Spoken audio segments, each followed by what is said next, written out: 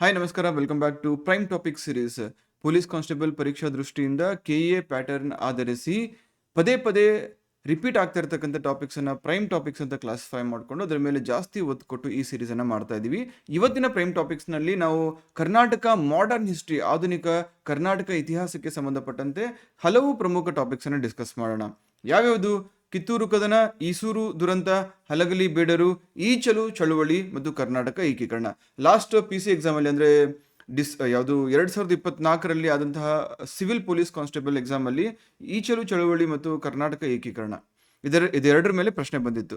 ಹಾಗಾಗಿ ಈ ನಿಟ್ಟಿನಲ್ಲಿ ನೋಡಿದಾಗ ಇದೇ ಒಂದು ಕೆಟಗರಿಯಲ್ಲಿ ಇಷ್ಟು ಟಾಪಿಕ್ಸ್ ಬರುತ್ತೆ. ಇದ್ರ ಮೇಲೆ ಕನಿಷ್ಠ 3-4 ಪ್ರಶ್ನೆಗಳನ್ನು ನೀವು ಈಸಿಲಿ ಎಕ್ಸ್ಪೆಕ್ಟ್ ಮಾಡಬಹುದು. So without wasting much time, let us start today's class. ನೆನಪಿರಲಿ, ಈ ಒಂದು PDF ಬೇಕು ಅಂದರೆ ಈಗಾಗಲೇ ಪ್ರತಿ ಕ್ಲಾಸಲ್ಲೂ ಹೇಳ್ತೀನಿ, ನನ್ನ ವಾಟ್ಸಪ್ ನಂಬರ್ 9036862461ಗೆ ಹಾಯ್ ಅಂತ ಕಳಿಸಿ. ನಿಮಗೆ ಒಂದು ವಾಟ್ಸಪ್ ಗ್ರೂಪ್ಗೆ ಆ್ಯಡ್ ಮಾಡ್ತೀನಿ. ಅಲ್ಲಿ ಪ್ರತಿನಿತ್ಯ ಈ ಕ್ಲಾಸ್ ಆದಮೇಲೆ ನಿಮಗೆ ಈ PDF ಅನ್ನು ದೊರಕಿಸಿಕೊಡುವಂಥ ಕೆಲಸ ನಡೆಯುತ್ತೆ. ಫೈನ್. ಸೊ ಕಿತ್ತೂರು ದಂಗೆ ಮೊದಲು ಫಸ್ಟ್ ಕ್ವಶನ್ ಸಾಲ್ವ್ ಮಾಡಿ ನಿಮಗೆ ಬ್ರೀಫ್ ಆಗಿ ಇದರ ಒಂದು ಸ್ಟ್ರಕ್ಚರ್ ಹೇಳ್ಬಿಡ್ತೀನಿ. ಯಾಕಂದರೆ ಕೇವಲ ಕ್ವಶನ್ ಆನ್ಸರ್ಸು ಅಥವಾ ಅದಕ್ಕೆ ಸಂಬಂಧಪಟ್ಟಂಥ ಸೊಲ್ಯೂಷನ್ಸು, ಅಫ್ಕೋರ್ಸ್ ಇಲ್ಲಿ ಎಲಿಮಿನೇಷನ್ ಟೆಕ್ನಿಕ್ ಎಲ್ಲ ಡಿಸ್ಕಸ್ ಮಾಡೋಣ. ಅಷ್ಟೇ ಓದ್ಕೊಂಡು ಬರೀ ಫ್ಯಾಕ್ಟನ್ನು ತಲೆಯಲ್ಲಿ ಇಟ್ಕೊಂಡು ಹೋದರೆ ಇವತ್ತು ತಲೆಯಲ್ಲಿರುತ್ತೆ, ನಾಳೆ ಬೆಳಗ್ಗೆ ಆಗೋಷ್ಟೊತ್ತಿಗೆ ಇನ್ನೊಂದು 10-20 ಫ್ಯಾಕ್ಟ್ಸ್ ಓದಿದರೆ ಇದು ಮರ್ತು ಹೋಗ್ಬಿಡುತ್ತೆ. ಹಾಗಾಗೋದು ಬೇಡ ಅಂತ ಹೇಳಿದ್ರೆ ಒಂದು ಸ್ಟೋರಿಯ ಅಥವಾ ಕಥೆಯ ದೃಷ್ಟಿಕೋನದಿಂದ ಪ್ರತಿ ಟಾಪಿಕನ್ನು ಅರ್ಥ ಮಾಡಿಕೊಂಡ್ರೆ ನಿಮಗೆ ಇನ್ನೂ ಆ ಒಂದು ರಿಟೆನ್ಷನ್ ಕೆಪಾಸಿಟಿ ಅಂತ ಏನು ಕರಿತೀವಿ ಅಥವಾ ನೆನಪಲ್ಲಿ ಉಳಿಸ್ಕೊಳ್ಳೋಕ್ಕೆ ಅನುಕೂಲ ಆಗುತ್ತೆ. ಫೈನ್. ಸೊ ಕಿತ್ತೂರು ದಂಗೆ ಮತ್ತು ಸಂಗೊಳ್ಳಿ ರಾಯಣ್ಣರ ಮೇಲೆ ಪ್ರಶ್ನೆ ಸಹಜವಾಗಿ ನೀವು ಎಕ್ಸ್ಪೆಕ್ಟ್ ಮಾಡಬಹುದು. ಅದರಲ್ಲೂ ಕೂಡ ಈ ವರ್ಷ ಸ್ವಲ್ಪ ಬೆಳಗಾಂ ಅಧಿವೇಶನಕ್ಕೆ ಸಂಬಂಧಪಟ್ಟಂತೆ ಈ ಕಿತ್ತೂರಾಣಿ ಚೆನ್ನಮ್ಮ ಅವರ ಒಂದು ಅವರಿಗೆ ಸಂಬಂಧಪಟ್ಟಂತೆ ಕೆಲವೊಂದಿಷ್ಟು ಫೆಸ್ಟಿವಲ್ಸ್ ನಡೀತು. ಹಾಗಾಗಿ ಆ ನಿಟ್ಟಿನಲ್ಲಿ ಈ ವರ್ಷ ಪ್ರಶ್ನೆನ ನೀವು KA ಇಂದ ಎಕ್ಸ್ಪೆಕ್ಟ್ ಮಾಡಬಹುದು. ಫಸ್ಟ್ ಕ್ವಶನ್, ಈ ಕೆಳಗಿನ ಹೇಳಿಕೆಗಳನ್ನು ಗಮನಿಸಿ. ಕಿತ್ತೂರಾಣಿ ಚೆನ್ನಮ್ಮ ಡಾಲೌಸಿಯ ದತ್ತು ಮಕ್ಕಳಿಗೆ ಹಕ್ಕಿಲ್ಲ ನೀತಿಯ ವಿರುದ್ಧ ಹೋರಾಡಿದಳು. ಸರಿನಾ ತಪ್ಪ? ಎಲಿಮಿನೇಷನ್ ಟೆಕ್ನಿಕ್ ಅಪ್ಲೈ ಮಾಡಿ. ಪ್ರತಿ ಕ್ವಶನನ್ನು ಎಕ್ಸಾಮಿನರ್ ಕೊಟ್ಟಿದ್ದಾನೆ ಅಂದಮೇಲೆ ನಿಮಗೆ ಯಾವುದೇ ರೀತಿಯಾದಂತಹ ಒಂದು ನಿರ್ಬಂಧ ಇಲ್ಲ, ಅದ್ರಲ್ಲಿ ಓದಲೇಬೇಕು ಅಂತ ಹೇಳಿಬಿಟ್ಟು ನಿಬಂಧನೆ ಇಲ್ಲ. ಕಂಪ್ಲೀಟ್ಲಿ ಎಲ್ಲ ಸ್ಟೇಟ್ಮೆಂಟ್ಸ್ ಓದಬೇಕು, ಓದಿ ಆಮೇಲೆ ತಿಳ್ಕೊಳ್ಬೇಕು. ಎಲಿಮಿನೇಷನ್ ಟೆಕ್ನಿಕ್, ಈ ಸ್ಟೇಟ್ಮೆಂಟ್ ಎಕ್ಸಾಮಿನರ್ ಕೊಟ್ಟಿದ್ದಾನೆ, ಇದು ಸರಿಯಾ ತಪ್ಪ? ಬೇಸಿಕ್ ಟು ಬೇಸಿಕ್ ನೋಡಿ. ಈ ದತ್ತು ಮಕ್ಕಳಿಗೆ ಹಕ್ಕಿಲ್ಲ ಇದು ಯಾವಾಗ ಬರುತ್ತೆ? 1948ರ ಸಂದರ್ಭದಲ್ಲಿ ಬರುತ್ತಲ್ವಾ? ಹೌದಲ್ವ? ಇದನ್ನ ಕಿತ್ತೂರಾಣಿ ಚೆನ್ನಮ್ಮ ಅವರ ಒಂದು ಯಶೋಗಾತಿಗೆ ಹೋಲಿಸಲಿಕ್ಕೆ ಸಾಧ್ಯವಿದೆಯಾ? Not at all. Because 1924 to 30, in fact ಇವರ ಜೀವಿತಾವಧಿ ಅರೌಂಡ್ 29ವರೆಗೂ ಬರುತ್ತೆ. ಸೊ ಈ ಸಂದರ್ಭದಲ್ಲಿ ನಡೆದಂತಹ ಒಂದು ಕಿತ್ತೂರಾಣಿ ಚೆನ್ನಮ್ಮ ಅವರ ಹೋರಾಟ ಯಾವುದೇ ಕಾರಣಕ್ಕೂ ದತ್ತು ಮಕ್ಕಳಿಗೆ ಹಕ್ಕಿಲ್ಲ ಅಂತ ಹೇಳ್ಬಿಟ್ಟು ಡಾಲೌಸಿ ತಂದಂತಹ ಒಂದು ಲೆಜಿಸ್ಲೇಷನ್ಗೆ ಸಂಬಂಧಪಟ್ಟಿಲ್ಲ. ಅಫ್ಕೋರ್ಸ್ ಇಲ್ಲೂ ಕೂಡ ಇದಕ್ಕೆ ಪ್ರಮುಖ ಕಾರಣ ಕಿತ್ತೂರಾಣಿ ಚೆನ್ನಮ್ಮ ಅವರು ಹೋರಾಡಬೇಕು ಅಂದರೆ ಅದೇ ಅವರ ದತ್ತು ಮಗನಿಗೆ ಅಲ್ಲಿ ಅವಕಾಶ ಇರಲಿಲ್ಲ ಆ ಒಂದು ಹುದ್ದೆಗೆ ಅಥವಾ ರಾಜಕೀಯ ಅಥವಾ ರಾಜನಾಗುವಂಥ ಅರ್ಹತೆ ಇಲ್ಲ ಅಂತ ಹೇಳ್ತಾರೆ. ಬಟ್ ಅಲ್ಲಿ ಡಾಲೌಸಿ ತಂದಂತಹ ದತ್ತು ಮಕ್ಕಳಿಗೆ ಹಕ್ಕಿಲ್ಲ ನೀತಿಯ ವಿರುದ್ಧ ಅವ್ರ ಹೋರಾಟ ಇರಲಿಲ್ಲ. ಓಕೆ, ಹಾಗಾದರೆ straight away first statement eliminate ಮಾಡಿ.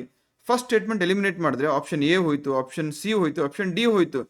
ಸೆಕೆಂಡು ಥರ್ಡ್ ಸ್ಟೇಟ್ಮೆಂಟ್ ನಾನು ನೋಡ್ದಂಗೆ ಕಾನ್ಫಿಡೆಂಟ್ ಆಗಿ ನಾನು ಬೇಸಿಕ್ಸನ್ನು ಓದಿದ್ರೆ, ಕ್ರೊನಾಲಜಿ ಗೊತ್ತಿದ್ರೆ, ಯಾವ ವರ್ಷದಲ್ಲಿ ಏನಾಗಿದೆ ಅಂತ ಗೊತ್ತಿದ್ರೆ ಸೆಕೆಂಡ್ ಸ್ಟೇಟ್ಮೆಂಟು ಥರ್ಡ್ ಸ್ಟೇಟ್ಮೆಂಟ್ ಓದ್ದೇನೆ ನಾನು B-ಯನ್ನು ರೈಟಾಗಿ ಮಾರ್ಕ್ ಮಾಡಿ ಬರ್ತಾ ಇದ್ದೆ. ನೀವು ಮಾರ್ಕ್ ಮಾಡ್ಬೋದಲ್ಲ. ಇಲ್ಲಿ ಏನಾಯಿತು, ಈ ಸ್ಟೇಟ್ಮೆಂಟ್ ಓದಿ ಅರ್ಥ ಮಾಡ್ಕೊಳ್ಳೋಕ್ಕೆ ನಂಗೆ ಹಾರ್ಡ್ಲಿ 10 ಸೆಕೆಂಡ್ ಸಾಕಾಯಿತು. ಸೊ ಸುಮಾರು 1 ನಿಮಿಷ ಓದಿ ಅರ್ಥ ಮಾಡಿಕೊಂಡು ಸರಿ ಉತ್ತರ ಹುಡುಕಿ ಮಾರ್ಕ್ ಮಾಡುವಂಥ ಪ್ರಶ್ನೆಗೆ ಕೇವಲ 10 ಸೆಕೆಂಡಲ್ಲಿ ಉತ್ತರ ಕೊಟ್ಟು ಬಂದೆ. ನನಗೇನಾಯ್ತು ಲಾಭ? ಸುಮಾರು 50 ಸೆಕೆಂಡ್ ಉಳಿತು. ಈ 50 ಸೆಕೆಂಡನ್ನು ನೀವು ಮೆಂಟಲ್ ಎಬಿಲಿಟಿಯಲ್ಲೋ ಅಥವಾ ಸ್ವಲ್ಪ ಡಿಫಿಕಲ್ಟ್ ಇರ್ತಕ್ಕಂಥ ಪ್ರಶ್ನೆಯಲ್ಲೋ ಇನ್ವೆಸ್ಟ್ ಮಾಡಿದ್ರೆ ಆಬ್ವಿಯಸ್ಲಿ ಬೇರೆಯವ್ರಿಗಿಂತ ನೀವು ಮುಂದೆ ಇರ್ತೀರಲ್ವಾ. This is our competitive examination works. Competitive ಎಕ್ಸಾಮಲ್ಲಿ ನಿಮ್ಗೆ ಯಾರೂ ಕೂಡ 100ಕ್ಕೆ 100 ತೆಗೀರಿ ಅಂತ ಹೇಳಲ್ಲ. ಮಾಸ್ ಏನಿರುತ್ತಲ್ಲ ಅದಕ್ಕಿಂತ ಒಂದು ಹೆಜ್ಜೆ ಮುಂದೆ ಇರಬೇಕು, ನೀವು 10 ಹೆಜ್ಜೆ ಮುಂದೆ ಇರಬೇಕು. ಆವಾಗ ನಿಮ್ಮ ಸಕ್ಸಸ್ ಗ್ಯಾರಂಟಿಡ್ ಆಗುತ್ತೆ. ಫೈನ್. ಆದರೂ ಸೆಕೆಂಡ್ ಥರ್ಡ್ ಸ್ಟೇಟ್ಮೆಂಟ್ ಓದ್ಕೊಳ್ಳಿ. ಸೆಕೆಂಡ್ ಸ್ಟೇಟ್ಮೆಂಟ್ ಏನು ಹೇಳುತ್ತೆ? ಅಕ್ಟೋಬರ್ 23, 1824ರಂದು ಅಮಟೂರು ಬಾಳಪ್ಪರು ಧಾರವಾಡದ ಕಲೆಕ್ಟರ್ ಥ್ಯಾಕ್ರೆಯನ್ನು ಗುಂಡಿಕ್ಕಿಕೊಳ್ತಾರೆ. ಹೌದು, ಧಾರವಾಡದ ಜಿಲ್ಲಾಧಿಕಾರಿಯಾಗಿದ್ದಂಥ ಥ್ಯಾಕ್ರೆ ಏನು ಮಾಡ್ತಾರೆ, ಈ ವಿಜಯನಗರದ ಸಾಮ್ರಾಜ್ಯ ಅವನತಿ ಹೋದ್ಮೇಲೆ ಅಥವಾ ವಿಜಯನಗರ ಸಾಮ್ರಾಜ್ಯ ಹರಿದು ಹಂಚಿ ಹೋದ್ಮೇಲೆ ಹಲವಾರು ರಾಜ್ಯಗಳು, ಪುಟ್ಟ ಪುಟ್ಟ ಸಂಸ್ಥಾನಗಳು ಹುಟ್ಕೊಳ್ಳುತ್ತೆ. ಅದರಲ್ಲಿ ಬೆಳಗಾವಿ ಜಿಲ್ಲೆ ಕೂಡ ಒಂದು, ಅದರಲ್ಲಿ ಈ ಒಂದು ಕಿತ್ತೂರು ಕೂಡ ಒಂದು. ಕಿತ್ತೂರು ಸಂಸ್ಥಾನ ಆಗಿನ ಒಂದು ಕಾಲಕ್ಕೆ it was very resourceful, very rich, ತುಂಬ ಶ್ರೀಮಂತಿಕೆಯಿಂದ ಇದ್ದಂತಹ ಒಂದು ಸಂಸ್ಥಾನ. ತುಂಬ ಒಳ್ಳೆ ರೀತಿಯಲ್ಲಿ ಇಲ್ಲಿ ಆಡಳಿತ ನಡೆಸ್ಕೊಂಡು ಹೋಗ್ತಾ ಇರತಕ್ಕಂತಹ ರಾಜರಿದ್ರು ಮಲ್ಲ ಸಜ್ಜನ. ನಂತರದಲ್ಲಿ ಇದೇನಾಗುತ್ತೆ, ಮಲ್ಲ ಸಜ್ಜನರಿಗೆ ಒಂದು ಸಿಂಪಲ್ ನಿಮಗೆ ಇಲ್ಲಿ ಸ್ಟೋರಿನ ಹೇಳ್ಬಿಡ್ತೀನಿ ಅಂತೆ. ಪ್ರಮುಖವಾಗಿ ಇಲ್ಲಿ ತಿಳ್ಕೊಳ್ಳಿ, ಮಲ್ಲ ಸಜ್ಜನ ಅಂತ ಹೇಳ್ಬಿಟ್ಟು ಯಾರು, ಈ ಕಿತ್ತೂರಿನ ರಾಜರು, ಓಕೆ, ಕಿತ್ತೂರಿನ ರೂಲರ್ ಅಂತ ಕರಿಬೋದು ನಾವು. ಇವ್ರಿಗೆ ಇಬ್ರು ಮಡದಿಯರು ಇರ್ತಾರೆ, ಕಾಣಿಸ್ತಿದೆಯಲ್ಲ. ಒಬ್ರು ರುದ್ರವ್ವ ಅಥವಾ ರುದ್ರಮ್ಮ, ರಾಣಿ ರುದ್ರಮ್ಮ, ಮತ್ತೊಬ್ರು ರಾಣಿ ಚೆನ್ನಮ್ಮ, ಕರೆಕ್ಟಾ? ಸೊ ಇವ್ರಿಗೆ ಇಬ್ರು ಮಕ್ಳು ಇರ್ತಾರೆ, ಇಬ್ರು ಹೆಂಡತಿಯರು ಇರ್ತಾರೆ. ಈ ಮಲ್ಲ ಸಜ್ಜನರು ಏನಾಗ್ತಾರೆ, 1816 in the year 1816 he passes away, ಅಸುನೀಗ್ತಾರೆ. ಸೊ ಅವರು ಅಸುನೀಗಿದ್ಮೇಲೆ ಅವರ ಮೊದಲ ಹೆಂಡತಿ ರಾಣಿ ರುದ್ರವಂಗೆ ಯಾರು ಮಗ ಇದ್ರು, ಶಿವಲಿಂಗ ರುದ್ರ ಸರ್ಜ ಅನ್ನೋ ಮಗ ಇದ್ದ. ಅವ್ರೇನ್ ಮಾಡ್ತಾರೆ, 1816ರಿಂದ 1824 ಅಲ್ಲಿ ತಮ್ಮ ಆಳ್ವಿಕೆಯನ್ನು ನಡೆಸ್ಕೊಂಡು ಹೋಗ್ತಾರೆ. ಬಟ್ ಇನ್ ದಿ ಇಯರ್ 1824 1824 ಅವ್ರು ಅಸುನೀಗ್ತಾರೆ. ಅವ್ರು ಅಸುನೀಗ್ದಾಗ ಅವ್ರಿಗೆ ಯಾರು ಕೂಡ ಗಂಡು ಮಕ್ಕಳು ಇರಲಿಲ್ಲ. ಸೊ ಆಗಿನ ಸಂದರ್ಭದಲ್ಲಿ ಈ ಬ್ರಿಟಿಷ್ ಕಲೆಕ್ಟರ್ ಯಾರು ಇರ್ತಾರಲ್ಲ, ಧಾರವಾಡ ಕಲೆಕ್ಟರ್ ಟ್ಯಾಕ್ರೆ, ಅವ್ರು ಹೇಳ್ತಾರೆ, ನಿಮ್ಮ ಗಂಡು ಮಕ್ಕಳಿಲ್ಲ, ಹಾಗಾಗಿ ಈ ಒಂದು ಸಂಸ್ಥಾನ ನಮ್ಮ ಆಳ್ವಿಕೆಗೆ ಒಳಪಡುತ್ತೆ, ನಾವು ಇದನ್ನು ವಶಪಡಿಸ್ಕೊಳ್ತಾ ಇದ್ದೀವಿ ಅಂತ ಹೇಳ್ತಾರೆ. ಆ ಸಂದರ್ಭದಲ್ಲಿ ದಿಟ್ಟ ಹೆಣ್ಮಗಳು, ರಣಚಂಡಿ ಅಂತ ಕರಿತಾ ಇದ್ರು ರಾಣಿ ಚೆನ್ನಮ್ಮನ, ಅವರು ಹೋರಾಟ ಮಾಡಿದಂಥ ರೀತಿ ಆಗಿರ್ಬೋದು, ಬ್ರಿಟಿಷರನ್ನ ಎದುರಿಸಿದಂಥ ರೀತಿ ಆಗಿರ್ಬೋದು, ಗಂಡದೆಯ ಒಂದು ಕೆಚ್ಚದೆಯ ರಾಣಿಯಾರು ರಾಣಿ ಚೆನ್ನಮ್ಮ ಆಗಿದ್ರು. ಅವ್ರೇನು ಹೇಳ್ತಾರೆ, ನಾನು ಯಾವುದೇ ಕಾರಣಕ್ಕೂ ನಮ್ಮ ಸಂಸ್ಥಾನವನ್ನು ಬ್ರಿಟಿಷರಿಗೆ ಬಿಟ್ಟು ಕೊಡಲ್ಲ ಅಂತ ಹೇಳ್ತಾರೆ. ಸೊ ಅವರು ಅದಕ್ಕೆ ಏನು ಮಾಡ್ತಾರೆ, ಆ ಕಿತ್ತೂರಲ್ಲಿ ಇರ್ತಕ್ಕಂತಹ ಬಾಳಪ್ಪ ಗೌಡ ಅನ್ನೋ ಒಬ್ಬ ವ್ಯಕ್ತಿ, ಅವರ ಮಗ ಶಿವಲಿಂಗಪ್ಪ ಅಂತ ಏನಿರ್ತಾರಲ್ಲ, ಅವರನ್ನ ದತ್ತು ಸ್ವೀಕರಿಸ್ತಾರೆ. ಸೊ ರಾಣಿ ಚೆನ್ನಮ್ಮರ ದತ್ತು ಪುತ್ರ ಯಾರು, ಶಿವಲಿಂಗಪ್ಪ. ಮಲ್ಲ ಸಜ್ಜನನ ಮಗ ಯಾರು, ಮೊದಲನೇ ಹೆಂಡತಿ ರಾಣಿ ರುದ್ರವನ ಮಗ ಶಿವಲಿಂಗ ರುದ್ರ ಸರ್ಜಾ. ಇವರು 1824 ಅಸುನೀಗಿದ್ಮೇಲೆ ರಾಣಿ ಚೆನ್ನಮ್ಮ ಏನ್ ಮಾಡ್ತಾರೆ, ಈ ಶಿವಲಿಂಗಪ್ಪ ಬಾಳಪ್ಪ ಗೌಡ ಅವರ ಮಗನ ದತ್ತು ಸ್ವೀಕರಿಸ್ತಾರೆ. ಇದನ್ನ ಅಪೋಸ್ ಮಾಡಿದವರು ಯಾರು, ನಮ್ಮ ಅಲ್ಲ, ಅವರ ಜಾನ್ ಠಾಕ್ರೆ ಅಥವಾ ಥ್ಯಾಕ್ರೆ ಅಂತ ಕರಿತೀವಿ, ಕನ್ನಡದಲ್ಲಿ ಥ್ಯಾಕ್ರೆ ಅಂತ ಕರಿತೀವಿ. ಥ್ಯಾಕ್ರೆ ಆಕ್ಚುಲಿ, ಅದು ಠಾಕ್ರೆ ಅಂದ್ರೆ ಇಂಡಿಯನ್ ಆಗ್ತಾರೆ, okay, Thackeray. So John Thackeray ಏನು ಮಾಡ್ತಾರೆ, ಇದನ್ನು ನಾನು ಒಪ್ಪಲ್ಲ, ಐ ಡಿನೈ ದಿಸ್ ಅಂತ ಹೇಳಿಬಿಟ್ಟು, ಇಲ್ಲ, you are not suppose to inherit or adapt a son ಅಂತ ಯಾರಿಗೆ, ರಾಣಿ ಚೆನ್ನಮ್ಮಂಗೆ ಹೇಳ್ತಾರೆ. ರಾಣಿ ಚೆನ್ನಮ್ಮ ಅವರು ಯಾವುದೇ ಕಾರಣಕ್ಕೂ ಒಪ್ಪಲ್ಲ, ಬನ್ನಿ ಆಗಿದ್ದಾಗಲಿ ಯುದ್ಧ ಮಾಡೋಣ ಅಂತ ಹೇಳ್ತಾರೆ.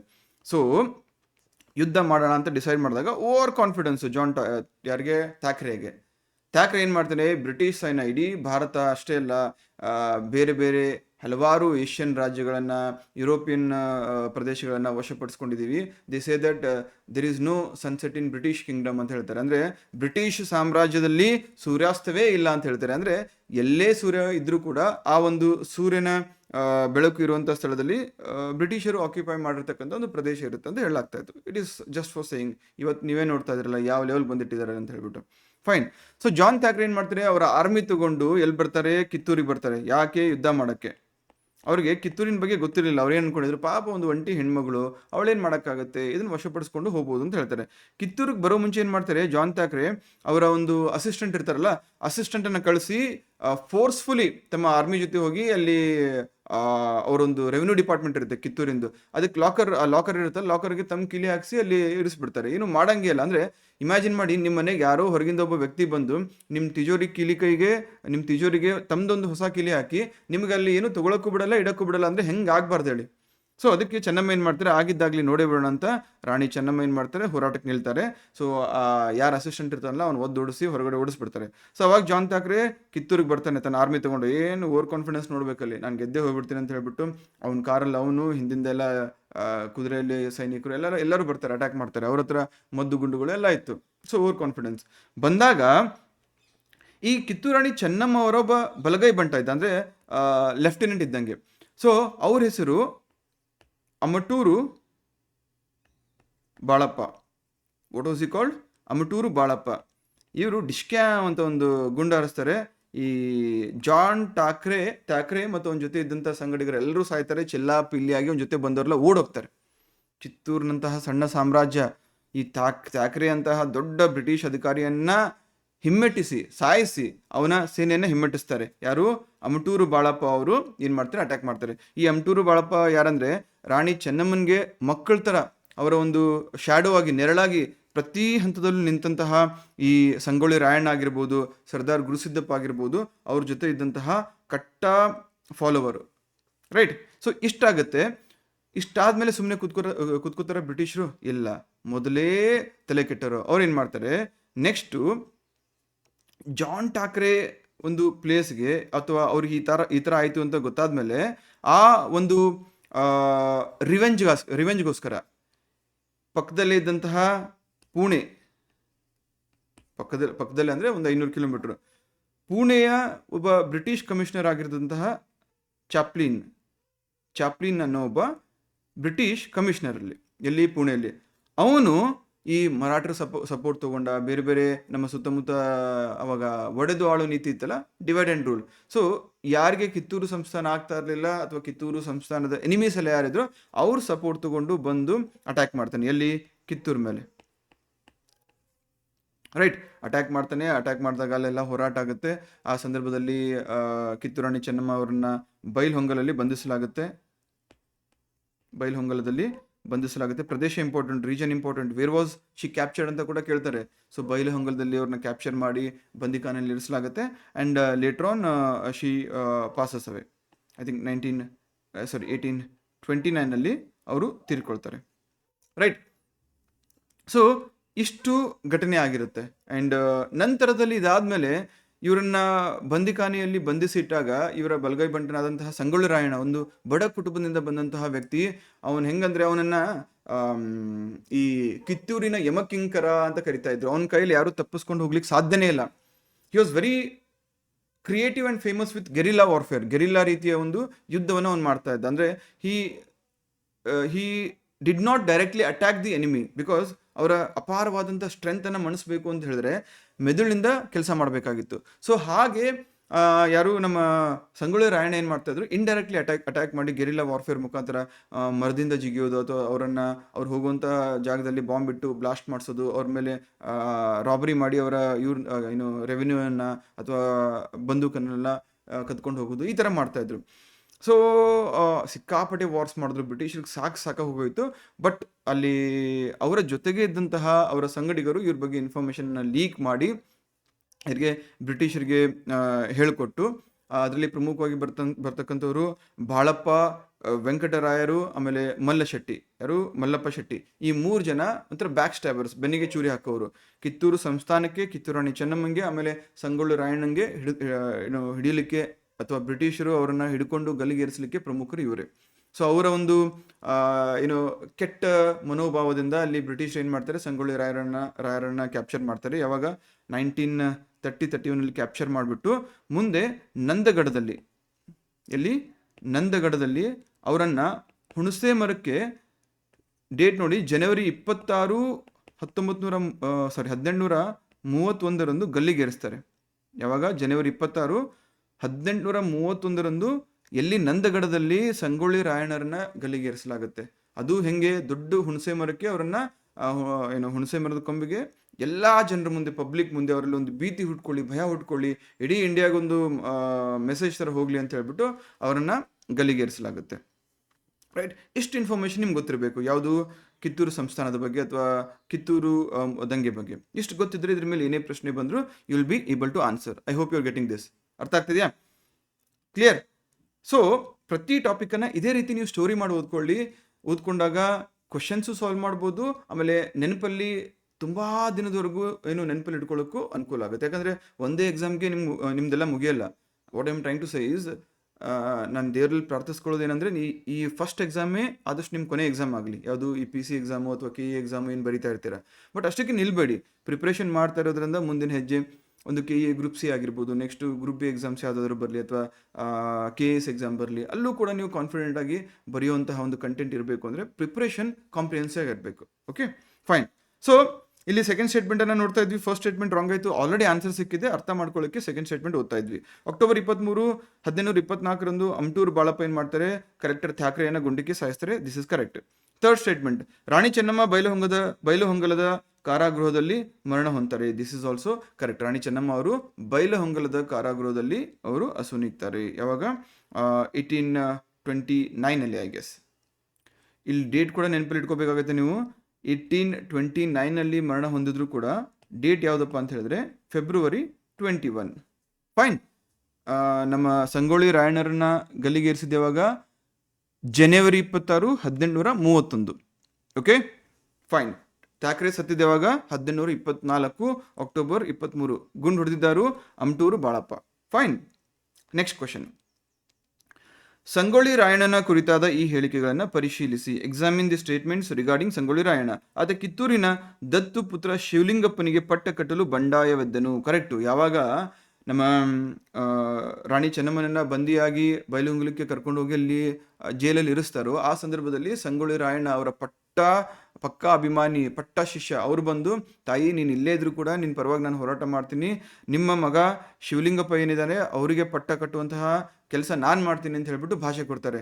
ಬ್ರಿಟಿಷರಿಗೂ ಗೊತ್ತಾಗದಿರೋ ರೀತಿ ಜೈಲಿಗೆ ಹೋಗಿ ಅಲ್ಲಿ ಯಾರು ನಮ್ಮ ಕಿತ್ತೂರು ರಾಣಿ ಚೆನ್ನಮ್ಮನನ್ನ ಮೀಟಾಗಿ, ವೇಷ ಮರೆಸ್ಕೊಂಡು ಅವರನ್ನ ಮೀಟಾಗಿ ಅವ್ರ ಜೊತೆ ಈ ಯುದ್ಧದ ತಂತ್ರವನ್ನ, ವಾರ್ ಸ್ಟ್ರಾಟಜಿಯನ್ನ ಮಾಡ್ಕೊಂಡು ಬರ್ತಾ ಇದ್ರಂತೆ. ಹಾಗಾಗಿ ಸ್ಟೇಟ್ಮೆಂಟ್ 1 ಕರೆಕ್ಟ್. ಸೊ ಸ್ಟೇಟ್ಮೆಂಟ್ 1 ಎಲ್ಲಿಲ್ಲ, ಆಪ್ಷನಲ್ಲಿ ಬಿ ಯಲ್ಲಿಲ್ಲ, ತೆಗೆದುಹಾಕಿ. ಆತ ಬಿಡಿಯಲ್ಲಿ ತಾಲೂಕು ಕಚೇರಿಗೆ ಬೆಂಕಿ ಹಚ್ಚಿದನು. ಎಸ್, ಎಷ್ಟರ ಮಟ್ಟಿಗೆ ಅಂದರೆ ಬ್ರಿಟಿಷರಿಗೆ ಇವ್ರ ಮೇಲೆ ಕೋಪ ಹುಟ್ಟಿತ್ತು ಅಂತ ಹೇಳಿದ್ರೆ ಅವ್ರ ಮೇಲೆ ಸಿಕ್ಕಾಪಟ್ಟೆ ಅಟ್ಯಾಕ್ ಮಾಡ್ತಾ ಇದ್ರು. ಅವ್ರ ಸ್ಟೇಷನ್ನು, ಅವ್ರ ಆಫೀಸು ಎಲ್ಲ, ಅವ್ರ ಡಾಕ್ಯುಮೆಂಟ್ಸ್ ಎಲ್ಲ ಸುಟ್ಟಾಗ್ತಾ ಇದ್ರು. ಹಾಗಾಗಿ ಬಿಡಿಯಲ್ಲಿದ್ದಂಥ ತಾಲೂಕು ಕಚೇರಿಗೆ ಬೆಂಕಿ ಹಚ್ಚಿದ್ರು. ಕರೆಕ್ಟು. ಆತನನ್ನ 1831 ಬೆಳಗಾವಿಯಲ್ಲಿ ಗಲ್ಲಿಗೇರಿಸಲಾಯಿತು. ತಪ್ಪು. ಹೇಳಿದೆ ತಾನೆ, ಪ್ಲೇಸು ಡೇಟ್ ಇಂಪಾರ್ಟೆಂಟ್ ಅಂತ ಹೇಳ್ಬಿಟ್ಟು. ಸೊ ಥರ್ಡ್ ಸ್ಟೇಟ್ಮೆಂಟ್ ಎಲಿಮಿನೇಟ್ ಮಾಡಿ. Answer is A. ಎಲ್ಲಿ ಗಲ್ಲಿಗೇರಿಸಲಾಯಿತು? ನಂದಗಢದಲ್ಲಿ ಗಲ್ಲಿಗೇರಿಸಲಾಯಿತು. ಕ್ಲಿಯರಾ? Next question number 3. ಕಿತ್ತೂರು ದಂಗೆಗೆ ಸಂಬಂಧಿಸಿದಂತೆ ಈ ಕೆಳಗಿನವುಗಳನ್ನು ಹೊಂದಿಸಿ ಬರೆಯಿರಿ. ಚಾಪ್ಲಿನ್ ಯಾರು? ಚಾಪ್ಲಿನ್ನು ದೇಶದ್ರೋಹಿ ಹೌದು. ಅದರ ಜೊತೆಗೆ ಮುಂಬೈ ಪ್ರಾಂತ್ಯದ ಕಮಿಷನರ್ ಆಗಿದ್ದ, ಅಂದರೆ ಪೂನಾ ಮುಂಬೈ ಕಮಿಷನರ್ ಆಗಿದ್ದ. ಈ ಥ್ಯಾಕ್ರೆ ಸತ್ ಮೇಲೆ ಬಂದು ಚೆನ್ನಮ್ಮರನ್ನ ಬಂಧಿಸಿದ್ದಾರೋ ಇದೇ ಚಾಪ್ಲಿನು. ಸೊ ಹಾಗಾಗಿ 1Y ಜೊತೆ ಹೊಂದಿಕೆ ಆಗಬೇಕು. 1Y ಎಲ್ಲಿದೆ ನೋಡಿ, ಆಪ್ಷನ್ ಎ ಯಲ್ಲಿದೆ, ಆಪ್ಷನ್ ಡಿ ಯಲ್ಲಿದೆ. ಸೊ ಕಣ್ಣು ಮುಚ್ಕೊಂಡು ಆಪ್ಷನ್ ಬಿ, ಸಿ ತೆಗೆದಾಕ್ಬಿಡಿ. ಹಿಂದೆ ಮುಂದೆ ಯೋಚನೆ ಮಾಡೋದು ಬೇಡ. ವೆಂಕನಗೌಡ ಇವ್ರು ಯಾರು ಗೊತ್ತಿಲ್ಲ ಅಂದ್ರೆ ಡೋಂಟ್ ವರಿ. ಶಿವಲಿಂಗ ರುದ್ರ ಸರ್ಜಾ ಹೇಳಿದೆ ಸ್ಟಾರ್ಟಿಂಗ್ ಕಾನ್ಸೆಪ್ಟ್ ಎಕ್ಸ್ಪ್ಲೇನ್ ಮಾಡುವಾಗ. ಶಿವಲಿಂಗ ರುದ್ರ ಸರ್ಜಾ ಯಾರು? ಕಿತ್ತೂರಿನ ದೇಸಾಯಿ. ಯಾರಾಗಿದ್ರು? ಈ ನಮ್ಮ ಮಲ್ಲ ಸರ್ಜಾ ಅವರ ಮೊದಲನೇ ಹೆಂಡತಿಯಾದಂತಹ ರಾಣಿ ರುದ್ರವನ ಮಗ. ಸೊ ಹಾಗಾಗಿ 3 ಏನಾಗಬೇಕು? ಝಡ್ ಆಗಬೇಕು. 3 ಝಡ್ ಅಲ್ಲಿದೆ, ಇಲ್ಲಿದೆ ಫಸ್ಟ್ ಆಪ್ಷನಲ್ಲಿ. ಸೊ ಹಾಗಾಗಿ ಆಟೋಮೆಟಿಕಲಿ 2 ಏನಾಗುತ್ತೆ? ವೆಂಕನಗೌಡ ದೇಶದ್ರೋಹಿ. ವೆಂಕನಗೌಡ ಅಥವಾ ವೆಂಕಟರಾಯರು ಅಂತ ಕರೀತಾ ಇದ್ರು. ಬಾಳಪ್ಪ ಮತ್ತು ಮಲ್ಲಪ್ಪ ಶೆಟ್ಟಿ ಇವರು ದೇಶದ್ರೋಹಿಗಳು. ಕಿತ್ತೂರು ಸಂಸ್ಥಾನಕ್ಕೆ ಒಂದು ಬೆನ್ನಿಗೆ ಚೂರಿ ಹಾಕ್ತವ್ರು. ಸೊ ಹಾಗಾಗಿ ಆನ್ಸರ್ ಇನ್ನು 1 ಬರುತ್ತೆ. ಕ್ಲಿಯರ್? ಸೊ ಎಲಿಮಿನೇಷನ್ ಟೆಕ್ನಿಕ್ಸ್ ಕೊಟ್ಟಿದ್ದೀನಿ, ನೀವು PDF ಓದುವಾಗ ನಿಮ್ಗೆ ಅರ್ಥ ಆಗುತ್ತೆ. Question number 4. ಈ ಕೆಳಗಿನ ಹೇಳಿಕೆಗಳಲ್ಲಿ ಯಾವುದು ಸರಿ ಇಲ್ಲ? Which of the following statements is not correct? 1816 ಒಪ್ಪಂದದ ಪ್ರಕಾರ ಕಿತ್ತೂರು ಸ್ವತಂತ್ರ ಸಂಸ್ಥಾನವಾಗಿತ್ತು. ಹೌದು, 1816 ಒಪ್ಪಂದದ ಪ್ರಕಾರ ಕಿತ್ತೂರು ಸ್ವತಂತ್ರ ಸಂಸ್ಥಾನ ಆಗಿತ್ತು. ಯಾಕಂದರೆ ಈ ಸಂದರ್ಭದಲ್ಲಿ ಯಾವುದು ನಮ್ಮ ಮಲ್ಲ ಸಜ್ಜನ ಅವರು ತೀರ್ಕೊಂಡಾಗ ಇವರ ಮೊದಲನೇ ಹೆಂಡತಿಗೆ ರಾಣಿ ರುದ್ರವನಿಗೆ ಶಿವಲಿಂಗ ರುದ್ರ ಸರ್ಜಾ ಅನ್ನೊಬ್ಬ ಗಂಡು ಮಗ ಇದ್ದ. ಹಾಗಾಗಿ ಅಲ್ಲಿ ಒಪ್ಪಂದದ ಪ್ರಕಾರ ಇದೊಂದು ಸ್ವತಂತ್ರ ಸಂಸ್ಥಾನ ಆಗಿ ಇತ್ತು. 1824ಕ್ಕೆ ಇವರು ಹೋದ್ಮೇಲೆ ಯಾವಾಗ ಅಲ್ಲಿ ಯಾವುದು ಗಂಡು ಸಂತಾನ ಅಥವಾ ಗಂಡು ಸಂತತಿ ಇರಲಿಲ್ವೋ ಆಗ ಥ್ಯಾಕ್ರೆ ಅಪೋಸ್ ಮಾಡ್ತಾನೆ. Fine. So first statement correct. Second statement, ಥ್ಯಾಕರೆಯು ದತ್ತು ಪುತ್ರ ಶಿವಲಿಂಗಪ್ಪನಿಗೆ ಮಾನ್ಯತೆ ನೀಡಲಿಲ್ಲ. ಇದು ಕೂಡ ಕರೆಕ್ಟು. ಇದಕ್ಕೆ ಅಲ್ವಾ ಯುದ್ಧ ಆಗಿದ್ದು, ಕಿತ್ತೂರು ದಂಗೆ ಆಗಿದ್ದು ಇದೇ ರೀಸನ್ಗೆ. ಥರ್ಡ್ ಸ್ಟೇಟ್ಮೆಂಟು, ಸಂಗೊಳ್ಳಿ ರಾಯಣ್ಣನು ಕೇವಲ ನೇರ ಯುದ್ಧದ ಮೂಲಕ ಬ್ರಿಟಿಷರನ್ನ ಎದುರಿಸುತ್ತಾನೆ ಅಥವಾ ಎದುರಿಸಿದನು. ತಪ್ಪು. ಕೇವಲ, ಓನ್ಲಿ, ಈ ಥರ, ಆಲ್, ಈ ಥರ ಎಕ್ಸ್ಟ್ರೀಮ್ ಕೀವರ್ಡ್ಸ್ ಏನಾದರೂ ನಿಮ್ಮ ಆನ್ಸರ್ಸಲ್ಲಿ ಬಂದಾಗ ಅಂತಹ ಸ್ಟೇಟ್ಮೆಂಟು ಯೂಶ್ವಲಿ ತಪ್ಪಾಗಿರುತ್ತೆ. ಅದ್ರ ಮೇಲೆ ಸ್ವಲ್ಪ ಗಮನ ಇರಲಿ. ಹಾಗಾಗಿ ಸಿ ಎಲಿಮಿನೇಟ್ ಮಾಡಿ. ಡಿ, ಕಿತ್ತೂರು ಪಡೆಯು ಮೊದಲ ದಾಳಿಯಲ್ಲಿ ಥ್ಯಾಕರೆಯನ್ನ ಸೋಲಿಸಿತು. ಕಿತ್ತೂರು ಪಡೆಯು ಮೊದಲ ದಾಳಿಯಲ್ಲಿ ಥ್ಯಾಕರೆಯನ್ನ ಸೋಲಿಸಿತು. ಕರೆಕ್ಟು. ಅವ್ನು ಸಾಯಿಸಿದ ಮೇಲೆ ಸೋಲಿಸ್ದಂಗೆ ಅಲ್ವಾ? ಸೊ ಹಾಗಾಗಿ ದಿಸ್ ಇಸ್ ಆಲ್ಸೋ ರೈಟ್. ಇಲ್ಲೇನು ಎಲಿಮಿನೇಟ್ ಮಾಡ್ಬೋದು? ರಾಯಣ್ಣ ಗೆರಿಲ್ಲಾ ವಾರ್ಫೇರ್ ಅಥವಾ ಯುದ್ಧ ತಂತ್ರಕ್ಕೆ ಫೇಮಸ್ ಆಗಿದ್ದರು. ಸೊ ಇಲ್ಲಿ ಅದ್ರ ಬಗ್ಗೆ ಡೀಟೇಲ್ ನೋಟ್ಸ್ ಇದೆ, you can go through it. Next, Halagali ಬೇಡರ ದಂಗೆ. ಸೊ ಹಲಗಲಿ ಬೇಡರ ದಂಗೆ ಮೇಲೆ ನಿಮಗೆ ಒಂದು ಪ್ರಶ್ನೆ ಈ ವರ್ಷ ಬರ್ಬೋದು, ಯಾಕಂದ್ರೆ ಬೇರೆ ಬೇರೆ ಕಾರಣಗಳಿಂದ ಇದು ಪದೇ ಪದೇ ನ್ಯೂಸ್ ಪೇಪರ್ಲಿ ಬಂದಿತ್ತು. ಇಲ್ಲಿ ಈ ಹಲಗಲಿ ಬೇಡರ ದಂಗೆಯನ್ನ ನೀವು 1857 ದಂಗೆಗೆ ಹೋಲಿಸ್ಬೇಕಾ ಇದಕ್ಕೆ ಎರಡು ಆಯಾಮಗಳಿದ್ದಾವೆ. 1857 ದಂಗೆ ಅಥವಾ ದಿ ರಿವೋಲ್ಟ್ ಆಫ್ 1857 ಇಂಪ್ಯಾಕ್ಟ್ ಇದ್ದಿದ್ದರಿಂದಲೇ ಈ ಹಲಗಲಿ ಬೇಡರ ದಂಗೆ ಅಥವಾ ದಿ ರೆಬಿಲಿಯನ್ ಆಫ್ ಹಲಗಲಿ ಬೇಡಾಸ್ ಬಂತು. ಯಾಕಂದ್ರೆ ಏರು ಕೂಡ ಸೇಮ್ ಇದೆ, ಬಟ್ ಡೈರೆಕ್ಟ್ಲಿ ರಿಲೇಟೆಡ್ ಇರಲಿಲ್ಲ. ಅಂದ್ರೆ ಅಲ್ಲಿ ಉತ್ತರದಲ್ಲಿ ನಾರ್ತ್ ಇಂಡಿಯಾದಲ್ಲಿ ನಮ್ಮ ಒಂದು 1857 ರಿವೋಲ್ಟ್ ಆಗ್ತಿರೋಂಥ ಸಂದರ್ಭದಲ್ಲಿ ಬ್ರಿಟಿಷರನ್ನ ತೆಗೆದುಹಾಕಿ ಬಹದ್ದೂರ್ ಶಾ ಜಾಫರ್ನ ಕೂರಿಸ್ಬೇಕು ಅಂತ ಅವರೆಲ್ಲ ಯೋಚನೆ ಮಾಡ್ತಾ ಇದ್ರೆ, ಇವರು ಅದಕ್ಕೆ ಸಪೋರ್ಟ್ ಮಾಡಲಿಲ್ಲ. ಅಲ್ಲೇನಾಯ್ತು, 1857 ರಿವೋಲ್ಟ್ ಆಯ್ತಾ, ಇದಕ್ಕೂ ಸ್ಟೋರಿ ಹೇಳ್ಬಿಡ್ತೀನಿ, ಫಸ್ಟ್ ತಿಳ್ಕೊಂಬಿಡಿ. 1857 ಏನಾಗುತ್ತೆ, ರಿವೋಲ್ಟ್ ಆಗುತ್ತೆ. ಹೌದಾ, the first war of India's independence ಅಂತಾರೆ, ಏನೇನೋ ಹೇಳ್ತಾರೆ. ಫೈನ್, ಇವೆಲ್ಲ ಸುಳ್ಳು. ಯಾಕಂದ್ರೆ ಇನ್ಫ್ಯಾಕ್ಟ್ ಈಗ ಜಸ್ಟ್ ನಾವು ಕಿತ್ತೂರು ದಂಗೆ ಬಗ್ಗೆ ಡಿಸ್ಕಸ್ ಮಾಡಿದ್ವಲ್ಲ, ಯೂಶುವಲಿ ಭಾರತದಲ್ಲಿ ನೀವೆಲ್ಲ ಗೂಗಲ್ ಸರ್ಚ್ ಮಾಡಿದ್ರೆ ಫಸ್ಟ್ ವುಮೆನ್ ಫ್ರೀಡಮ್ ಫೈಟರ್ ಅಂತ ಹೇಳ್ಬಿಟ್ಟು ಝಾನ್ಸಿ ರಾಣಿ ಲಕ್ಷ್ಮೀಬಾಯಿಯನ್ನು ತೋರಿಸ್ತಾರೆ. But that is absolutely wrong. 1857 1858 ಆದಂತಹ ಒಂದು ಯುದ್ಧ ಅದು. But before that 1824 Kittur Rani Chennamma ಸಶಸ್ತ್ರವಾಗಿ ಬ್ರಿಟಿಷರನ್ನ ಹಿಮ್ಮೆಟ್ಟಿಸಿದಂತಹ ಮಹಿಳೆ ಆಗ್ತಾಳೆ. So logically she becomes the first women freedom fighter of India, not just Karnataka. But because of historians ಅಲ್ಲಿ ಕೆಲವೊಂದಿಷ್ಟು ಫ್ಯಾಕ್ಟ್ಸ್ ಅನ್ನ ತಿರುಚಲಾಗುತ್ತೆ. ಓಕೆ, ಸೊ 1824 ಅಂದರೆ 1857, 33 ವರ್ಷದ ಮುಂಚೆ India had got it's first women freedom fighter. Fine, ಇಲ್ಲಿ ಬನ್ನಿ. 1857 ರಿವೋಲ್ಟ್ ಆಗುತ್ತಾ? ಈ ರಿವೋಲ್ಟ್ ಆದಂಥ ಸಂದರ್ಭದಲ್ಲಿ ರಿವೋಲ್ಟನ್ನು ಹತ್ತಿಕ್ಕಲಾಗುತ್ತೆ, ಎಲ್ಲ ಮಾಡ್ತಾರೆ, ತಮ್ಮ ಕೈಲಿ ಏನೇನು ಸಾಧ್ಯನೋ ಬ್ರಿಟಿಷರು ಎಲ್ಲ ಮಾಡಿ ಮುಂದೆ ಈ ರೀತಿ ಯಾವುದೇ ಕಾರಣಕ್ಕೂ ದಂಗೆ ಆಗಬಾರ್ದು ಅಂತೇಳಿ ಹಲವಾರು ಮೆಜರ್ಮೆಂಟ್ಸನ್ನು ತಗೊಳ್ತಾರೆ. ಅದರಲ್ಲಿ ಈ ಈಸ್ಟ್ ಇಂಡಿಯಾ ಕಂಪ್ನಿ ತೆಗೆದು ಅದನ್ನು ಅಡ್ಮಿನಿಸ್ಟ್ರೇಷನನ್ನು ಯಾರಿಗೆ ಬ್ರಿಟನ್ಗೆ ಕೊಡ್ತಾರೆ, ಬ್ರಿಟಿಷ್ ಪಾರ್ಲಿಮೆಂಟ್ ಅಲ್ಲಿಂದ ಅಡ್ಮಿನಿಸ್ಟ್ರೇಷನ್ ಮಾಡುತ್ತೆ. 1858 ಕಾಯ್ದೆ ಆಕ್ಟ್ ಬರುತ್ತೆ, ಎಲ್ಲ ಆಗುತ್ತೆ. ಗವರ್ನರ್ ಜನರಲ್ ವಾಯ್ಸರು ಆಗ್ತಾರೆ, ಇವೆಲ್ಲ ಆಗುತ್ತೆ. ಇದ್ರ ನಡುವೆ ಪ್ರಮುಖವಾಗಿ ಆಗುವಂಥ ಬದಲಾವಣೆ ಏನಪ್ಪಾ ಅಂತ ಹೇಳಿದ್ರೆ, ಆರ್ಮ್ಸ್ ಆಕ್ಟ್ ಅನ್ನ ಜಾರಿಗೆ ತರ್ತಾರೆ. ಅಂದ್ರೆ ಶಸ್ತ್ರಾಸ್ತ್ರ ನಿಷೇಧ ಕಾಯ್ದೆ.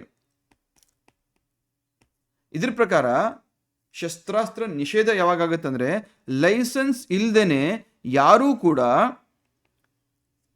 ಶಸ್ತ್ರಾಸ್ತ್ರಗಳನ್ನ ಹೊಂದೋ ಹಾಗಿಲ್ಲ ಅಂತ ಒಂದು ಕಾಯ್ದೆ. ಏನು ಇಲ್ಲಾಯ್ತು, ಲೈಸೆನ್ಸ್ ಇಲ್ದೇನೆ ಶಸ್ತ್ರಾಸ್ತ್ರಗಳನ್ನ ಯಾರೂ ಕೂಡ ಹೊಂದೋ ಹಾಗಿಲ್ಲ ಅಂತ ಈ ಕಾಯ್ದೆ ಹೇಳುತ್ತೆ. ಇದರ ಇಂಪ್ಯಾಕ್ಟ್ ರಿವೋಲ್ಟ್ ಮುಗಿದ ಮೇಲೆ ಈ ಶಸ್ತ್ರಾಸ್ತ್ರ ನಿಷೇಧ ಕಾಯ್ದೆ ಬಂದ ಮೇಲೆ ಈ ನಿಷೇಧವನ್ನ ಕರ್ನಾಟಕದಲ್ಲೂ ಕೂಡ ಹೇರಲಾಗುತ್ತೆ. ಆಗ ಈ ಹಲಗಲಿ ಅಂದ್ರೆ ಎಲ್ಲಿ ಬರುತ್ತೆ, ಅಂದಿನ ಬಿಜಾಪುರ, ಇಂದಿನ ಬಾಗಲಕೋಟೆ ಜಿಲ್ಲೆ ಮುಧೋಳ್ ತಾಲೂಕಲ್ಲಿ ಬರುತ್ತೆ. ಹಲಗಲಿಯಲ್ಲಿ ಬೇಡರಿದ್ರು. ಈ ಬೇಡರ ಹತ್ರ ಏನೋ ಮಾಡರ್ನ್ ವೆಪನ್ಸ್ AK-47 ದೊಡ್ಡ ಸ್ನೈಪರ್ಸ್ ಏನು ಇರಲಿಲ್ಲ. ಅವ್ರ ಹತ್ರ ಇದ್ದಿದ್ದೇನು ಟ್ರೆಡಿಷನಲ್ ವೆಪನ್ಸು, ಚಾಕು ಆಗಿರ್ಬೋದು, ಹಳೆ ಕಾಲದ ಒಂದು ಬಂದೂಕು ಆಗಿರ್ಬೋದು, ನಾಡ ಬಂದೂಕು, ಅವೆಲ್ಲ ಇದ್ವು. ಅದೇನಕ್ಕೆ, ಬೇಟೆ ಆಡಲಿಕ್ಕೆ. ಆ್ಯಂಡ್ ಟ್ರೆಡಿಷನಲಿ ಪಾರಂಪರಿಕವಾಗಿ ಅವರು ಪ್ರೊಟೆಕ್ಷನ್ ಕೊಡುವಂತಕ್ಕಂಥ ಅಥವಾ ವಾರಿಯರ್ ಗ್ರೂಪ್ಗೆ ಸೇರಿದಂಥ ಒಂದು ಜನಾಂಗ. ಹಾಗಾಗಿ ಅವರು they use to carry these weapons, ಅವರಿಗೆ ಬೇಕೇ ಬೇಕಾಗಿತ್ತು. ಸೊ ಶಸ್ತ್ರಾಸ್ತ್ರ ಕಾಯ್ದೆ ಅಡಿ ಇದನ್ನ ನಿಷೇಧ ಹೇಳಿದಾಗ ಅಥವಾ ಲೈಸೆನ್ಸ್ ಅನ್ನ ಕಂಪಲ್ಸರಿ ತಗೊಳ್ಬೇಕು ಅಂತ ಹೇಳಿದಾಗ ಅವರು ಅದಕ್ಕೆ ರೊಚ್ಚಿಗೆ ಹೇಳ್ತಾರೆ. ಅದೇ ಅಪೋಸಿಟ್, ನಾವು ಯಾವುದೇ ಕಾರಣಕ್ಕೂ ಶಸ್ತ್ರಾಸ್ತ್ರಗಳನ್ನ ಒಪ್ಸಲ್ಲ, ಸರೆಂಡರ್ ಮಾಡಲ್ಲ ಅಂತ ಹೇಳ್ತಾರೆ ಅವರು. ಇಲ್ಲ, ನೀವು ಸರೆಂಡರ್ ಮಾಡಲೇಬೇಕು ಅಂತ ಹೇಳಿದಾಗ no, we don't to surrender ಅಂತ ಇವರು ವಾದಿಸ್ತಾರೆ. ಯಾಕಂದ್ರೆ first of all warrior clan ಅವ್ರದ್ದು, ಯಾರು ಮಾತು ಯಾಕೆ ಕೇಳಬೇಕು ಅಂತ ಹೇಳ್ಬಿಟ್ಟು ಇಂಡಿಪೆಂಡೆಂಟ್ ಆಗಿದ್ದವ್ರಿಗೆ ಸಡನ್ ಆಗಿ ಬಂದು ಅದು ಮಾಡಬೇಡ ಇದು ಮಾಡಬೇಡ ಅಂದ್ರೆ ಇಟ್ಸ್ ಡೆಫಿನೆಟ್ಲಿ ಬುಲ್ಶಿಟ್ ಅದು. ಸೊ ಆ ರೀತಿ ಹೇಳಿದಾಗ ಬ್ರಿಟಿಷ್ ಸುಮ್ಮನೆ ಇರ್ತಾರ? ಇಲ್ಲ, ಒಪ್ಪಲ್ವಾ? ಸೊ ಹಾಗಾದ್ರೆ ಏನು ಮಾಡ್ತೀವಿ, ನಮ್ಮಿಬ್ರು ಸುಪೀರಿಯರ್ ಆಫೀಸರ್ಸನ್ನು ಕಳಿಸ್ಕೊಡ್ತೀವಿ ಅಂತ ಹೇಳ್ಬಿಟ್ಟು ಲೆಫ್ಟಿನಲ್ ಕರ್ನಲ್ ಸೆಟನ್ಕರ್ ಅಂತ ಹೇಳ್ಬಿಟ್ಟು, ಲೆಫ್ಟಿನಲ್ ಕರ್ನಲ್ ಸೆಟನ್ಕರ್ ಮತ್ತು ಮಾಲ್ಕಮ್ ಹೆಸರು ನೆನಪಲ್ಲಿರಲಿ, ಇದ್ರ ಮೇಲೆ ಪ್ರಶ್ನೆ ಬಂದಿದೆ. ಲೆಫ್ಟಿನೆಂಟ್ ಕರ್ನಲ್ ಸೆಟನ್ಕರ್ ಆ್ಯಂಡ್ ಮಾಲ್ಕಮ್ ಇವರನ್ನ ಅಲ್ಲಿ ಕಳಿಸ್ಕೊಡ್ತಾರೆ, ಎಲ್ಲಿ, ಹಲಗಲಿಗೆ. ಸೊ ಇವ್ರು ಬಂದು ಇಲ್ಲ ಸರೆಂಡರ್ ಮಾಡಬೇಕು ಅಂತ ಹೇಳ್ತಾರೆ. ಮತ್ತೆ ಅವ್ರ ವಾದ ಅದೇ, ಸರೆಂಡರ್ ಮಾಡಲ್ಲ ಆಗಿದ್ದಾಗಲಿ ಅಂತ ಹೇಳ್ಬಿಟ್ಟು. ಸೊ ಅವ್ರು ಏನು ಮಾಡ್ತಾರೆ, ಸೆಟನ್ಕರ್ ಮಾಲ್ಕಮ್ ತಮ್ಮ ಆರ್ಮಿ ತಗೊಂಡು ಈ ಹಲಗಲಿ ಹಳ್ಳಿ ಏನಿದೆಯಲ್ಲ, ಹಳ್ಳಿಗೆ ರಾತ್ರಿ ನುಗ್ಗಿ ಅಲ್ಲಿ ಇರ್ತಕ್ಕಂಥ ಪಾಪ ಟ್ರೆಡಿಷನಲ್ ವಾರಿಯರ್ ಗ್ರೂಪ್ ಅಂದರೆ ಎಲ್ಲಿ ಗುಡಿಸಲಲ್ಲಿ ಇರ್ತಾರೆ. ಅವ್ರಿಗೇನು ದೊಡ್ಡ ಬಂಗ್ಲೋ ಇರಲ್ಲ ಅಥವಾ ಏನು ದೊಡ್ಡ ಗುಹೆ ಇರಲ್ಲ, ಗುಡಿಸಲಲ್ಲಿ ಇರ್ತಾರೆ. ರಾತ್ರಿ ಬಂದು ತಮ್ಮ ಆರ್ಮಿ ಕರ್ಕೊಂಡ್ಬಂದು ಇಲ್ಲಿ ಗುಡಿಸ್ಲಿಕ್ಕೆ ಬೆಂಕಿ ಹಚ್ಚಿಬಿಡ್ತಾರೆ. 100ಕ್ಕೂ ಹೆಚ್ಚು ಜನ ಸುಟ್ಟು ಭಸ್ಮ ಆಗಿಬಿಡ್ತಾರೆ ಜೀವಂತವಾಗಿ. ಯಾರು? ಈ ಬೇಡ ಸಮುದಾಯಕ್ಕೆ ಸೇರಿದವರು. ಅವ್ರ ವಿರುದ್ಧ ಯಾರು ದಂಗೆ ಹೇಳ್ತಾರೆ? ಬಾಲಾಜಿ ನಿಂಬಾರ್ಕರ್ ವೀರಪ್ಪನವರು ಇವರ ನೇತೃತ್ವದಲ್ಲಿ ಹಲಗಲಿ ಬೇಡರು ಅವ್ರ ವಿರುದ್ಧ ತಿರುಗಿ ಬೀಳ್ತಾರೆ. ಬಟ್ ಆಬ್ವಿಯಸ್ಲಿ ಈ ಬ್ರಿಟಿಷ್ ಆರ್ಮಿ ಅಂದರೆ ಅವ್ರ ಹತ್ರ ವೆಪನ್ಸ್ ಇರುತ್ತೆ ಆ್ಯಂಡ್ ಅವರ ಇಡೀ ಹಳ್ಳಿನೇ ಬೆಂಕಿ ಹಚ್ತಾರೆ. ಆಮೇಲೆ ಇಡೀ ಹಳ್ಳಿಗೆ ಬೆಂಕಿ ಹಚ್ಚಿದಾಗ ಅಲ್ಲಿ ಮಹಿಳೆಯರು, ಮಕ್ಕಳು ಎಲ್ಲರೂ ಇರ್ತಾರೆ, ಎಲ್ಲರೂ ಸುಟ್ಟು ಭಸ್ಮ ಆಗ್ತಾರೆ. ಸೊ ಹಾಗಾಗಿ ಸುಮಾರು 18-19 ಜನ ಗಲ್ಲಿಗೂ ಕೂಡ ಏರಿಸ್ತಾರೆ ಬ್ರಿಟಿಷರು. ಈ ರೀತಿಯಾದಂತಹ ಒಂದು ಚಳುವಳಿಯಲ್ಲಾಯಿತು, ಹಲಗಲಿಯಲ್ಲಾಯಿತು. ಹಲಗಲಿ ಎಲ್ಲಿ ಬರುತ್ತೆ? ಮುಧೋಳ್ ತಾಲೂಕು, ಇಂದಿನ ಬಾಗಲಕೋಟ್, ಅಂದಿನ ಬಿಜಾಪುರ ಅಥವಾ ವಿಜಯಪುರ ಜಿಲ್ಲೆಯಲ್ಲಿ ಬರುತ್ತೆ. ಫೈನ್. ಸೊ ಪ್ರಶ್ನೆ ಏನಿತ್ತು? ಈ ಕೆಳಗಿನ ಹೇಳಿಕೆಗಳನ್ನು ಗಮನಿಸಿ. ಬ್ರಿಟಿಷರ ಶಸ್ತ್ರಾಸ್ತ್ರ ಕಾಯ್ದೆಯು ಹಲಗಲಿ ಬೇಡರ ದಂಗೆಗೆ ಪ್ರಮುಖ ಕಾರಣವಾಗಿತ್ತು. Yes, correct. ಫಸ್ಟ್ ಸ್ಟೇಟ್ಮೆಂಟ್ ಎಲ್ಲಿಲ್ಲ? ಡಿ ಯಲ್ಲಿಲ್ಲ, ಡಿ ತೆಗೆದಾಕ್ಬಿಡಿ. ಸೆಕೆಂಡ್ ಸ್ಟೇಟ್ಮೆಂಟು, ಹಲಗಲಿ ಗ್ರಾಮವು ಪ್ರಸ್ತುತ ವಿಜಯಪುರ ಜಿಲ್ಲೆಯಲ್ಲಿದೆ. ನೋ, ಪ್ರಸ್ತುತವಾಗಿ ಬಾಗಲಕೋಟ್ ಜಿಲ್ಲೆಯಲ್ಲಿದೆ. ಸ್ಟೇಟ್ಮೆಂಟ್ 2 ತೆಗೆದಾಕಿ. ಸ್ಟೇಟ್ಮೆಂಟ್ 2 ಎಲ್ಲೆಲ್ಲಿದೆ? ಬಿ ಸಿ ಯಲ್ಲಿದೆ. ತೆಗೆದಾಕಿದ್ರೆ ಮುಗೀತು, you got the answer. So statement 3 ಓದಬೇಕಾ ಬೇಡವಾ? ಕಾಂಪಿಟೇಟಿವ್ ಎಕ್ಸಾಮ್ ಆಗಿರೋದ್ರಿಂದ ಫಸ್ಟ್ ಸ್ಟೇಟ್ಮೆಂಟ್ ಪಕ್ಕ ಇದೆ, ಸೆಕೆಂಡ್ ಸ್ಟೇಟ್ಮೆಂಟ್ ಪಕ್ಕ ಇದೆ. ನಿಮಗೆ ತಪ್ಪು ಅಂತ ಹೇಳ್ಬಿಟ್ಟು ಅಂತ ಹೇಳಿದ್ರೆ ರೈಟ್ ಅವೇ ಚೂಸ್ ಮಾಡಿ ಮುಂದೆ ಹೋಗ್ತಾ ಇರಿ, ಟೈಮ್ ಉಳಿಸ್ಕೊಳ್ಳಿ. ಆದರೂ ಅರ್ಥ ಮಾಡ್ಕೊಳ್ಳಿಕ್ಕೆ ಇಲ್ಲಿ ಓದಿ. ಸ್ಟೇಟ್ಮೆಂಟ್ 3, ಬೇಡರು ಬ್ರಿಟಿಷರಿಗೆ ತಮ್ಮ ಆಧುನಿಕ ಬಂದೂಕುಗಳನ್ನು ಒಪ್ಪಿಸಲು ನಿರಾಕರಿಸಿದರು. ಆಧುನಿಕ ಅಲ್ಲ ರೀ, traditional. Right, this is how you eliminate the wrong answers ನಿಮ್ಮ ಎಕ್ಸಾಮ್ಸಲ್ಲಿ.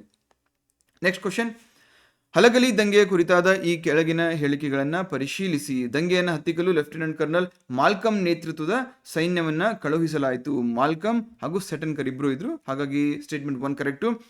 ನವೆಂಬರ್ 29, 1857 ಬ್ರಿಟಿಷ್ ಸೈನ್ಯವು ಹಲಗಲಿಯ ಮೇಲೆ ದಾಳಿ ಮಾಡಿತು. This is also right, date ನೆನಪಲ್ಲಿರಲಿ. ದಂಗೆಯಲ್ಲಿ ಸೆರೆಸಿಕ್ಕ ಯಾರಿಗೂ ಗಲ್ಲು ಶಿಕ್ಷೆ ವಿಧಿಸಲಿಲ್ಲ.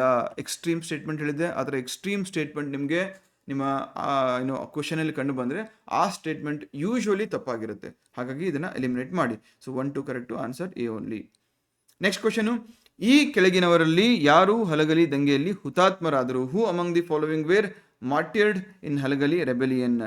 ಜಡಗಣ್ಣ ಬಾಲಣ್ಣ. ಸಂಗೊಳ್ಳಿ ರಾಯಣ್ಣ ಎಲ್ಲಿ ಬರ್ತಾರೆ? ಕಿತ್ತೂರು ಇದಕ್ಕೆ ಬರ್ತಾರೆ, ಕಿತ್ತೂರು ದಂಗೆಗೆ. ಅಮಟೂರು ಬಾಳಪ್ಪ ಕೂಡ, ಅವರು ಕೂಡ ಕಿತ್ತೂರು ದಂಗೆಗೆ ಸಂಬಂಧಪಟ್ಟವರು. ಹಾಗಾಗಿ ಆನ್ಸರ್ ಇಸ್ 1 and 3. ಜಡಗಣ್ಣ ಬಾಲಣ್ಣ ಇವರು ಪ್ರಮುಖವಾಗಿ ಈ ದಂಗೆಯಲ್ಲಿ ಹುತಾತ್ಮರಾಗ್ತಾರೆ. ಇವರನ್ನು ಹೊರತುಪಡಿಸಿ ಬಾಲಾಜಿ ನಿಂಬಾರ್ಕರ್ ವೀರಪ್ಪ ಅವರು ಕೂಡ ಇಲ್ಲಿ ಪ್ರಮುಖರಾಗ್ತಾರೆ.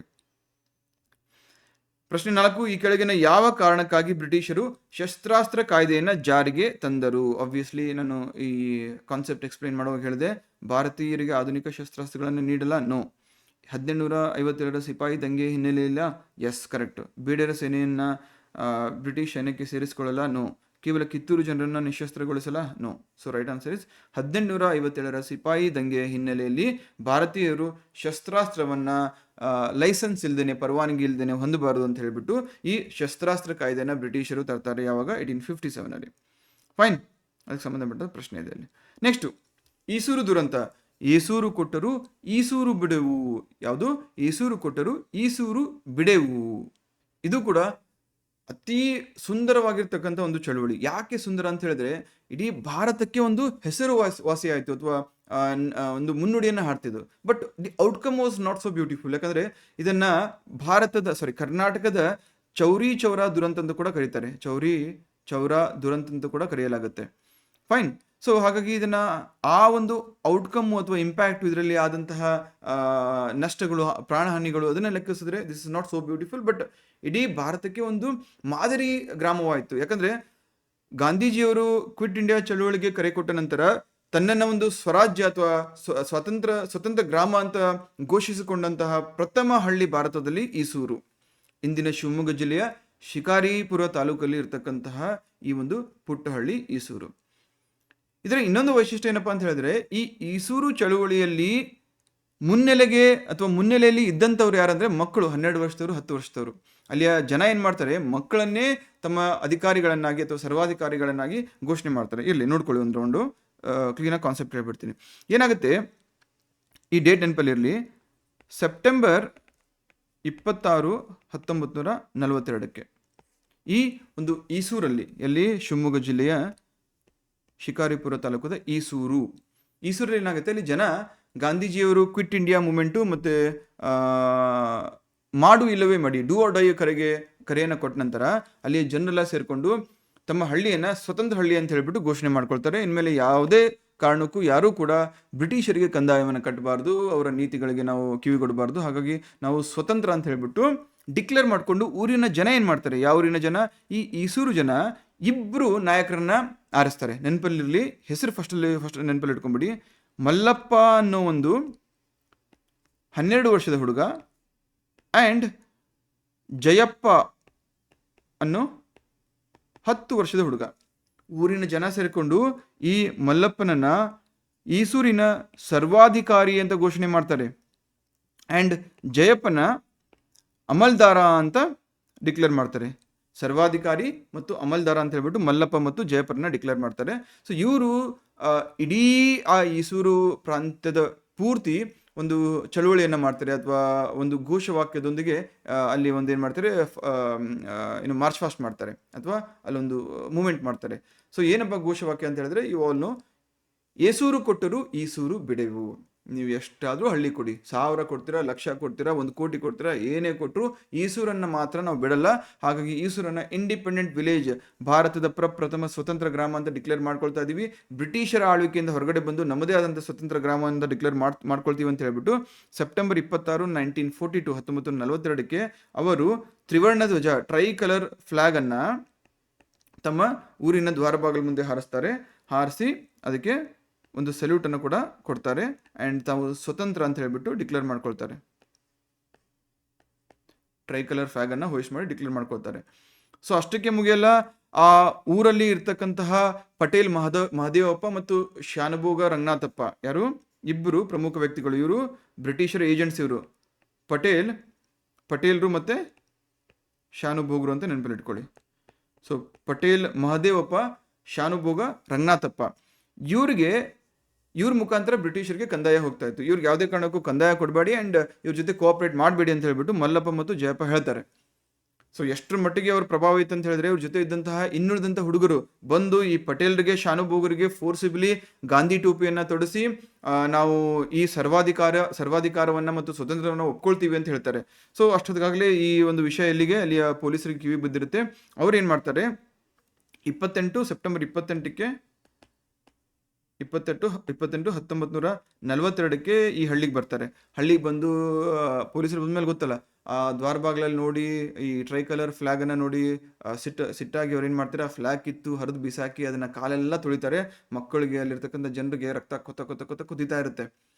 ಯಾವುದೇ ಕಾರಣಕ್ಕೂ ನಾಳೆ ನೀವು ಪೊಲೀಸ್ ಡಿಪಾರ್ಟ್ಮೆಂಟ್ ಹೋದ್ಮೇಲೆ ನಿಮ್ಗೆ ಹೇಳ್ಕೊಡ್ತಾರೆ, ಕ್ರೌಡು ಫುಲ್ ಸಿಟ್ಟಲ್ಲಿ ಇರುತ್ತಲ್ಲ, ನಾವು ಬೆಂಕಿ ಹಚ್ಚಿಬಿಡ್ತೀವಿ, ಹಂಗೆ ಮಾಡ್ತೀವಿ ಹಿಂಗೆ ಮಾಡ್ತೀವಿ. ಆ ಟೈಮಲ್ಲಿ ಯಾವ ಪೊಲೀಸರು ಮುಂದೆ ಹೋಗಿ ಅವ್ರನ್ನ ತೊಡಲಿಕ್ಕೆ ಹೋಗಲ್ಲ, ಸುಮ್ಮನೆ ಒಂದು ಹೆಜ್ಜೆ ಹಿಂದೆ ಸರ್ಕೋತಾರೆ, ಎಲ್ಲ ರೆಕಾರ್ಡ್ ಮಾಡ್ಕೊಳ್ತಾ ಇರ್ತಾರೆ. ಯಾಕಂದರೆ ರೊಚ್ಚಿಗಿದಂತಹ ಕ್ರೌಡನ್ನು ಅಥವಾ ಜನದಟ್ಟಣೆಯನ್ನು ಸಂಭಾಳಿಸೋದು ತುಂಬ ಕಷ್ಟ, ಒಂದು ಮಾಡೋಕ್ಕೆ ಹೊತ್ತಾಗುತ್ತೆ. ಹಾಗಾಗಿ ಅಲ್ಲಿ ಏನು ಮಾಡ್ತಾರೆ, ಪೊಲೀಸರು ಆತಪ್ ಮಾಡಿಬಿಡ್ತಾರೆ. ಯಾವ್ದು ಫ್ಲಾಗ್ ಇದು, ನಾವು ಬ್ರಿಟಿಷರ್ ಏಜೆಂಟ್ಸ್, ನಾವು ಬ್ರಿಟಿಷ್ ಅಧಿಕಾರಿಗಳು ಅಂತ ಹೇಳ್ಬಿಟ್ಟು ಆ ದೌಲತ್ತಲ್ಲಿ ಫ್ಲಾಗನ್ನು ಹರಿದು ಚಿಲ್ಲಾಪಿಲಿ ಮಾಡಿ ಅದ್ರ ಮೇಲೆ ಕಾಲಿಟ್ಟು ತುಳಿತಾರೆ. ಆಮೇಲೆ ಅಲ್ಲಿರ್ತಕ್ಕಂತಹ ಜನರನ್ನ ಹೊಡಿತಾರೆ, ಎಲ್ಲನೂ ಮಾಡ್ತಾರೆ. ಆ ಮಕ್ಕಳನ್ನು ಕೂಡ ಅವ್ರು ಹೆದರಿಸ್ತಾರೆ. ಅವ್ರು ಬಂದಾಗ ಕಾನ್ಫಿಡೆನ್ಸ್ ಬಂದ್ಬಿಡುತ್ತಲ್ಲ ಈ ಪಟೇಲ್ರಿಗೆ ಮತ್ತು ಪಟೇಲ್ ಮಹದೇವಪ್ಪ ಮತ್ತು ಶಾನುಭೋಗ ರಂಗನಾಥಪ್ಪಗೆ. ಅವ್ರು ಬಂದು ಅವರು ಕೂಡ ಅವ್ರ ಜೊತೆ ಸೇರ್ಕೊಳ್ತಾರೆ, ಏನೇನೋ ಮಾಡಕ್ಕೆ ಹೋಗ್ತಾರೆ. ನೋಡೋರ್ಗು ನೋಡ್ತಾರೆ ಈ ಮಲ್ಲಪ್ಪ ಮತ್ತು ಜಯಪ್ಪಂಗೆ ತಲೆ ಕೆಟ್ಟೋಗ್ಬಿಡುತ್ತೆ. ಮೊದಲೇ ಹೇಳಿ ಕೇಳಿ ಬಿಸಿ ರಕ್ತ. ಇವಾಗ ನಮಗೆ 12 ವರ್ಷ 10 ವರ್ಷ ಚಿಕ್ಕವರೆಲ್ಲ, ಏನು ಸ್ಕೂಲ್ಗೆ ಹೋಗುವಷ್ಟು ಚಿಕ್ಕ ಮಕ್ಕಳೆಲ್ಲ, ಇವ್ರನ್ನೆಲ್ಲ ಹೆಂಗೆ ಲೀಡರ್ ಮಾಡ್ತಾರೆ ಅಂತ ನಾವು ಅಂದ್ಕೊಳ್ತೀವಿ. But back then maturity level ಬೇರೆನೇ ಇರ್ತಾ ಇತ್ತು. ಈಗ ಒಬ್ಬ 30 ವರ್ಷದ ವ್ಯಕ್ತಿಗೆ ಯಾವ ರೀತಿಯಂತಹ ಮೆಚುರಿಟಿ ಇರುತ್ತೋ, ಆ ಸಂದರ್ಭದಲ್ಲಿ ಅವ್ರಿಗೂ ಕೂಡ ಅಷ್ಟೇ ರೀತಿಯಾದಂಥ ಒಂದು ಮೆಚುರಿಟಿ ಇತ್ತು, ದೇಶಭಕ್ತಿ ಇತ್ತು. ಹಾಗಾಗಿ ಅವರು ಎಲ್ಲದಕ್ಕೂ ಸಿದ್ಧರಾಗಿದ್ರು. ಆ ರೀತಿ ಅವ್ರಿಗೆ ಫೀಡ್ ಮಾಡಲಾಗ್ತಾ ಇತ್ತು. This is not wrong, right? So ಇವ್ರೇನು ಮಾಡ್ತಾರೆ, ಸಿಟ್ಟಿಗೆದ್ದು ಈ ಮಕ್ಕಳು ಜನ ಎಲ್ಲ ಸೇರಿಬಿಟ್ಟು ಆ ಪೊಲೀಸರಲ್ಲಿ ಒಬ್ಬ ಸಬ್ ಇನ್ಸ್ಪೆಕ್ಟರ್ ಇರ್ತಾರೆ, ಮತ್ತೊಬ್ಬ ಅಮಲ್ದಾರ್ ಇರ್ತಾರೆ. ಸಬ್ ಇನ್ಸ್ಪೆಕ್ಟರ್ ಮತ್ತೆ ಅಮಲ್ದಾರ್. ಸಬ್ ಇನ್ಸ್ಪೆಕ್ಟರ್ ಯಾರಂದ್ರೆ ಕೆಂಚನಗೌಡ ಅಂತ ಹೇಳ್ಬಿಟ್ಟು, ಅಥವಾ ಕೆಂಚಗೌಡ. ಅಮಲ್ದಾರ್ ಚೆನ್ನಕೃಷ್ಣಪ್ಪ. ಕೆಂಚೇಗೌಡ ಮತ್ತು ಚೆನ್ನಕೃಷ್ಣಪ್ಪನನ್ನ ಹಿಡಿದು ಹೊಡೆದು ಸಾಯಿಸ್ಬಿಡ್ತಾರೆ. ತಾವಾಗಲೇ ಹೊಡೆಯಲ್ಲ, ಇವರ ಯಾವಾಗ ದಬ್ಬಾಳಿಕೆ ಮಾಡ್ತಾ ಈ ಚೆನ್ನಕೃಷ್ಣಪ್ಪ ಗುಂಡು ಹಾರಿಸ್ತಾರೋ, ಆ ಗುಂಡು ಇಬ್ರು ಅಮಾಯಕರಿಗೆ ಬಂದು ತಗಲುತ್ತೆ, ಅವ್ರು ಬಿದ್ದೋಗ್ಬಿಡ್ತಾರೆ. ಅದಕ್ಕೆ ರೊಚ್ಚಿಗೆದ್ದು ಜನ ಏನು ಮಾಡ್ತಾರೆ, ಇವರಿಬ್ಬರನ್ನು ಹೊಡೆದು ಸಾಯಿಸ್ಬಿಡ್ತಾರೆ. ಯಾರನ್ನ? ಕೆಂಚೇಗೌಡನ್ನ ಮತ್ತು ಚೆನ್ನಕೃಷ್ಣಪ್ಪನ್ನ. ಸೊ ಅದನ್ನ ತಿಳ್ಕೊಂಡಂತಹ ಶಿವಮೊಗ್ಗ DC ಜಿಲ್ಲಾಧಿಕಾರಿ ಆಗಿನ ಟೈಮಲ್ಲಿ ಯಾರಿದ್ರು, ನವನೀತಂ ಗೌಡ ಅಂತಿದ್ರು. ನವನೀತಂ ನಾಯ್ಡು ಅಂತ ಇದ್ರು. ಅವರು ತಮ್ಮ ಆರ್ಮಿ ಹೆಂಗಿತ್ತು ಅಂತ ಹೇಳಿದ್ರೆ, ಇಡೀ ಈಸೂರಿನ ಜನಸಂಖ್ಯೆ ಏನಿತ್ತಲ್ಲ, ಪಾಪ್ಯುಲೇಷನ್ ಏನಿತ್ತಲ್ಲ, ಅದ್ರ ಡಬಲ್ ಆರ್ಮಿ ಪೊಲೀಸ್ ಅವರನ್ನ ಮತ್ತೆ ಅವ್ರ ಜೊತೆ ಅಟ್ಯಾಕ್ ಮಾಡಕ್ಕೆ ಕರ್ಕೊಂಬಂದು ಈಸೂರಿನ ಮೇಲೆ ಅಟ್ಯಾಕ್ ಮಾಡ್ತಾರೆ. ಬೇರೆ ಜನರನ್ನ ಹೊಡಿತಾರೆ, ಸಾಯಿಸ್ತಾರೆ, ಮಾನಭಂಗ ಮಾಡ್ತಾರೆ, ಆಮೇಲೆ ರೇಪ್ ಮಾಡ್ತಾರೆ ಮಹಿಳೆಯರ ಮೇಲೆ, ಆಮೇಲೆ ಮಕ್ಕಳ ಮೇಲೆ, ವಯಸ್ಸಾದವ್ರ ಮೇಲೆ ಹಿಂದೆ ಮುಂದೆ ನೋಡದೆ ಹರಾಸ್ಮೆಂಟ್ ಮಾಡ್ತಾರೆ, ಮನೆ ಲೂಟಿ ಮಾಡ್ತಾರೆ. ಎಷ್ಟರ ಮಟ್ಟಿಗೆ ಅಂದರೆ ಬ್ರಿಟಿಷ್ ಸರ್ವಾಧಿಕಾರಿ ಅಲ್ವಾ, ಆ ಸರ್ವಾಧಿಕಾರದಲ್ಲಿ ಯಾರೂ ಕೂಡ ಯಾರನ್ನೂ ಕೇಳೋಂಗಿಲ್ಲ. ಸೊ ನವನೀತಂ ನಾಯ್ಡು DC ಹೆಂಗೆ ಮಾಡ್ತಾರೆ ಅಂತ ಹೇಳಿದ್ರೆ, ತಮ್ಮ ಆರ್ಮಿ ಕರ್ಕೊಂಬಂದು 15 ದಿನ ಅದೇ ಆ ಈಸೂರಿನಲ್ಲೇ ವಾಸ್ತವ್ಯ ಮಾಡಿದ್ರಂತೆ. ಎಷ್ಟು? 15 ದಿನ ಮನೆಗೆ ಹೋಗಿ ಏನೇನು ಸಿಗುತ್ತೋ ಬಂಗಾರ, ಬೆಳ್ಳಿ, ದುಡ್ಡು, ವಜ್ರ, ವೈಡೂರ್ಯ ಎಲ್ಲಾನು ಕತ್ಕೊಂಬರೋದು, ಏನು ಬೇಕು ಕತ್ಕೊಂಬರೋದು, ಹಸು ಗಿಸು ಎಲ್ಲಾನು. ಸೊ ಈ ಕಳ್ತನ ಎಷ್ಟರ ಮಟ್ಟಿಗೆ ಹೋಗಿತ್ತು ಅಂತ ಹೇಳಿದ್ರೆ, ಆ ಪೊಲೀಸರು ಕಳ್ತನ ಮಾಡ್ತಾರಲ್ಲ, ಕಳ್ತನ ಮಾಡಿ ಬಂದಂತಹ ಈ ಏನು ವಸ್ತುಗಳು ಇರ್ತಾವಲ್ಲ, ಅದನ್ನ ಹಂಚ್ಕೊಳ್ಳೋಕೆ ಹೋಗಿ ಗಲಾಟೆಯಾಗಿ ಅದರಲ್ಲಿ ಗುಂಡಿನ ಕಾಳಗಾಗಿ ಒಬ್ಬ ಕಾನ್ಸ್ಟೇಬಲ್ ಸಾಯ್ತಾನಂತೆ. ಯಾವಾಗ? 1942. ಸೊ ಅಷ್ಟರ ಮಟ್ಟಿಗೆ ಕಳ್ತನ ಮಾಡಿ ಎಲ್ಲ ಆಗಿತ್ತಂತೆ. ಕೊನೆಗೆ ಸುಮಾರು 20 ಜನರನ್ನೇನೋ ಅಲ್ಲಿ ಗಲ್ಲಿಗೆ ಏರಿಸಲಾಗುತ್ತೆ. ಆ್ಯಂಡ್ ಅದ್ರ ಜೊತೆಗೆ ಅಲ್ಲಿ ಪ್ರಮುಖವಾಗಿ ಗಲ್ಲಿಗೆ ಏರಿದಂಥವ್ರು ಯಾರಪ್ಪ ಅಂತ ಹೇಳಿದ್ರೆ, ಇವ್ರ ಹೆಸರು ನೆನಪಲ್ಲಿರಬೇಕು, ಕೇಳ್ತಾರೆ ನಿಮಗೆ. ಹಾಲಪ್ಪ, ಮಲ್ಲಪ್ಪ, ಗುರಪ್ಪ, ಶಂಕರಪ್ಪ ಮತ್ತು ಸೂರ್ಯ ನಾರಾಯಣಾಚಾರ್ಯ ಇವರನ್ನ ಗಲ್ಲಿಗೇರಿಸಲಾಗುತ್ತೆ. ಇದ್ರ ಜೊತೆಗೆ ಹಾಲಮ್ಮ, ಪಾರ್ವತಮ್ಮ, ರುದ್ರಮ್ಮ, ದುರ್ಗೋಜಿ, ಗುರುಶಾಂತಪ್ಪ ಮತ್ತು ಲಿಂಗಪ್ಪ ಇವರಿಗೆ ಜೀವಾವಧಿ ಶಿಕ್ಷಣ ನೀಡಲಾಗುತ್ತೆ. ನಂತರದಲ್ಲಿ ಇವ್ರನ್ನ ರಿಲೀಸ್ ಕೂಡ ಮಾಡಲಾಗುತ್ತೆ post independence. So that is different. So ಈ ಒಂದು ಘಟನೆ ಯಾವುದಕ್ಕೆ ಸಂಬಂಧಪಟ್ಟಂತೆ? ನಮ್ಮ ಈಸೂರು ಟ್ರಾಜಿಡಿಗೆ ಸಂಬಂಧಪಟ್ಟಂತೆ ಗೊತ್ತಿರಬೇಕಾಗುತ್ತೆ. ಸೊ ಈ ಕ್ವಶನ್ ಸಾಲ್ವ್ ಮಾಡೋಣ ಕ್ವಿಕ್ ಆಗಿ. ಈಸೂರು ದುರಂತಕ್ಕೆ ಸಂಬಂಧಿಸಿದಂತೆ ಈ ಕೆಳಗಿನ ಹೇಳಿಕೆಗಳನ್ನು ಗಮನಿಸಿ. ಇದು ಅಸಹಕಾರ ಚಳವಳಿಯ ಸಮಯದಲ್ಲಿ ನಡೆದ ಘಟನೆಯಾಗಿದೆ. This incident happened during the non cooperation movement. ತಪ್ಪು, ಯಾಕಂದ್ರೆ this happen during the quit India movement. Non cooperation ಮೂವ್ಮೆಂಟೇ ಬೇರೆ, ಕ್ವಿಟ್ ಇಂಡಿಯಾ ಮೂವ್ಮೆಂಟೇ ಬೇರೆ. 1920s ಆಗಿದ್ದು ಬೇರೆ, 1942 ಆಗಿದ್ದು ಬೇರೆ. ಹಾಗೆ ಫಸ್ಟ್ ಸ್ಟೇಟ್ಮೆಂಟ್ ಎಲಿಮಿನೇಟ್ ಮಾಡಿ ಡೈರೆಕ್ಟ್ ಆಗಿ ಆಪ್ಷನ್ ಬಿ ಬಂದ್ಬಿಡುತ್ತೆ.